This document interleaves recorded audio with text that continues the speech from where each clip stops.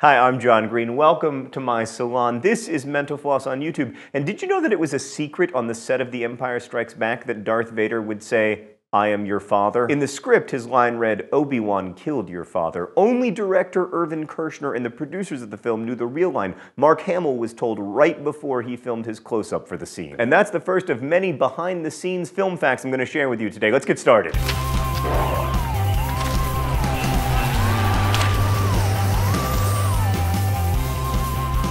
Marlon Brando never read Heart of Darkness before filming its movie adaptation, Apocalypse Now. He fought often with director Francis Ford Coppola about this, and Coppola would read the book out loud to him on the set. Speaking of Coppola, during a particularly hard day of shooting The Godfather, he was in a restroom stall when two crew members came into the room. They said, "Coppola will never make another big picture. Everyone agrees that he doesn't know what he's doing." He got embarrassed and lifted his shoes up so they couldn't see him. When Shelob stabs Frodo in Lord of the Rings Return of the King, Elijah Wood had Alka-Seltzer tablets in his mouth so it would foam. Another low-budget special effect, Zachary Quinto, aka Spock in the recent Star Trek films, can't actually do the Vulcan salute, so the crew glued his fingers that way. Speaking of Star Trek, the Michael Myers mask for the first Halloween movie was a Captain Kirk mask painted white. It cost $1.98. Another movie villain associated with the color white is Hannibal Lecter from The Silence of the Lambs. It was Anthony Hopkins' idea to dress that way because he's afraid of dentists. Speaking of costumes, the Cowardly Lion costume for The Wizard of Oz weighed 90 pounds. The dude's clothes in The Big Lebowski were much less work. Jeff Bridges mostly just wore stuff from his own wardrobe. Sean Connery wore a hairpiece every time he played James Bond. While filming Borat, Sacha Baron Cohen attracted the attention of the police, the FBI, and the Secret Service. Apparently, there were so many complaints about a Middle Eastern man driving around America in an ice cream truck that a whole FBI team was assigned to him. While shooting The Matrix Reloaded and The Matrix Revolutions, Keanu Reeves gave the entire stunt team Harley-Davidson motorcycles. Michelle Rodriguez and Jordana Brewster didn't have driver's licenses when they got cast in The Fast and the Furious, so they had to take lessons before production. Another actor who had to get a driver's license to get a part, Nat Wolff in the movie Paper Towns. Charlie Sheen stayed awake for 48 hours before he filmed his scene in Ferris Bueller's Day Off. Wait a second, Meredith. How would Charlie Sheen stay awake for 48 straight hours?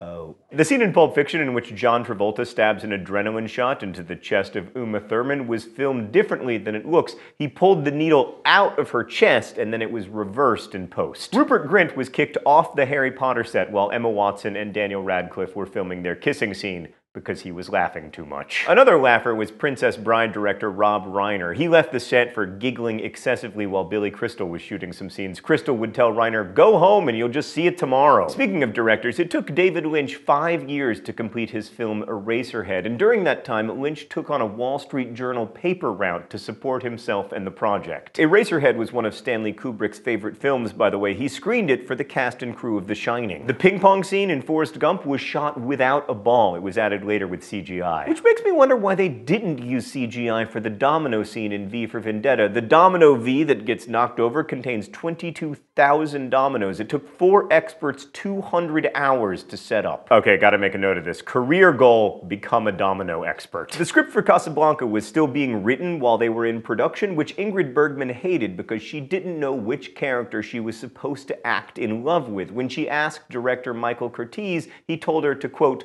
"play it in between." Another actor who had a problem with the script was Harrison Ford while filming Raiders of the Lost Ark. He had dysentery and he was supposed to film a long fight sequence with a swordsman. So when he got to set, he told Steven Spielberg, "let's just shoot the sucker." Spielberg replied, "I just thought the same thing this morning." Coolest person ever? Or coolest person ever? By the way, Indiana, I'm not sure that's your best hero pose. And speaking of Indiana Jones, a hurricane hit the Hawaii set of a later Spielberg film, Jurassic Park, and the helicopter pilot who came to rescue the crew was Fred Sorensen, who played the pilot in the opening of Raiders of the Lost Ark. Rocky has this unscripted moment when he points out that he's wearing the wrong color shorts in the poster above the boxing ring. The film's prop department genuinely made that mistake, so the line was added. Alfred Hitchcock did all of his directing for Rear Window from within Jeff's apartment. The other actors wore earpieces so he could tell them what to do. At the start of filming The Sound of Music, the film Mary Poppins hadn't been released yet, so when Julie Andrews taught the 7 child actors the song Supercalifragilisticexpialidocious on the first day of filming,